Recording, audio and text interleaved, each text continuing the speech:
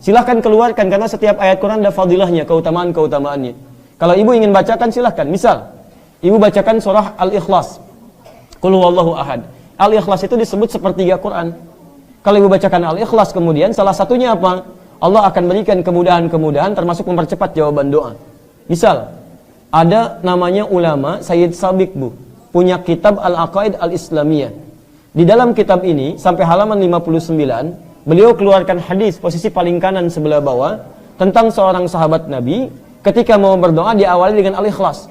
Dia katakan, Allahumma inni as'aluka innaka antal ahad as-samad alladzi lam yalid wa lam yulad wa lam yakul lahu kufuwan ahad. Sebentar. Allahumma inni as'aluka an taghfir liya. Dia mau minta, ya Allah ampuni dosa saya, cuman dia awali dengan surah Al-Ikhlas. Ya Allah, ini hadisnya sahih. Ya Allah, saya akui engkau yang ahad. Ahad, as-samad, tempat bergantung. Lam yalid walam yulad, tidak beranak dan tidak diperanakan. Walam yakul lahu kufuwan ahad, tidak ada sekutu bagimu. Permohonannya, Allahumma inni as'aluka an taghfir liya. Ya Allah, mohon ampuni dosa saya. Kedengaran oleh Nabi. Tahu kata Nabi, "Atadri bimadza tas'al?" Tahukah engkau bagaimana engkau berdoa? Kata orang ini, Allah wa Rasulullah alam. Kata Nabi, "Laqad sa'alta bi asma'illahil a'zam." Engkau telah meminta dengan nama-nama Allah yang paling utama.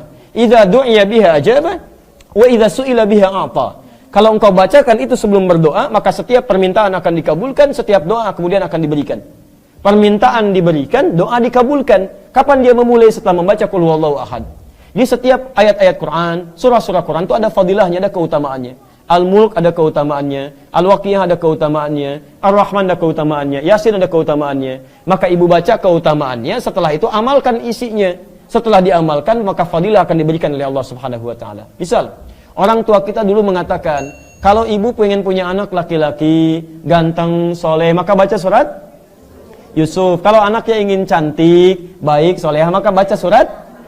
Nah, yang dimaksud itu bukan baca biasa. Dalam bahasa Arab, baca itu pahami artinya. Misal, baca surat Maryam kalau anaknya ingin cantik, perempuan, soleha. Maksudnya, kalau ibu sedang mengandung, nanti lahir perempuan, ibu pelajari surat Maryam. Kemudian bagaimana ibunya Maryam, Hannah merawat Maryam. Misal, ibunya mendoakan dulu kepada Allah, Quran surah ketiga ayat 36. Kemudian diberi nama yang baik, dicari gurunya namanya Nabi Zakaria, Quran surah 3 ayat 37. Dibuatkan tempat yang mendekatkan kepada Allah namanya mihrab. Ketika beliau berdoa, dididik dengan baik, dicari Nabi Zakaria, dicari tempat yang baik, maka dikabulkan doanya. Kata Quran surah ketiga ayat 37 paling kiri sebelah bawah, fataqabbalaha rabbuha biqabulin hasanin wa ambataha nabatan hasana. Diterima doanya oleh Allah, ikhtiarnya diterima, maka kami rawat anaknya dengan pertumbuhannya, dijaga oleh Allah. Kapan itu dijaga? Bukan saat dibaca, tapi saat diamalkan isinya. Makanya kalau ibu punya anak perempuan dikandung, lahir perempuan, ingin soleh seperti Maryam, bukan cuma dibaca surat Maryam, tapi diamalkan isinya. Bagaimana Hannah merawat Maryam? Ibu cari kemudian guru yang baik, cari sekolah yang baik, doakan dengan baik. Kalau ibu cuma baca surat Maryam, tapi tidak pernah diamalkan isinya, sampai kiamat kurang 2 hari, gak akan jadi. Gak akan jadi. Al-Fatihah ada manfaatnya. Ibu tahu di antara fadilah surah Al-Fatihah? Misal bisa menyembuhkan penyakit dengan izin Allah. Dulu orang kena kalajengking, Bu, orang Arab, kepala suku. Disengat kalajengking Arab, Bu, nggak main-main. Kena kalajengking Arab, disengat tuh. Ya, cari obat, nggak ada obatnya. Bagaimana kemudian obatnya? Ketemu para sahabat, dikatakan, siapa yang bisa menyembuhkan? Kata dia dengan izin Allah. Dibacakan Al-Fatihah, Bu, sekali. Cuman dibacakan Al-Fatihah sekali sembuh. Padahal tidak ada obat yang lain. Begitu dibacakan Al-Fatihah sekali sembuh. Kenapa orang sekarang baca Al-Fatihah ribuan kali nggak sembuh-sembuh? Masalahnya bukan Al-Fatihahnya, karena bacaan dia tidak sama dengan bacaan orang dulu.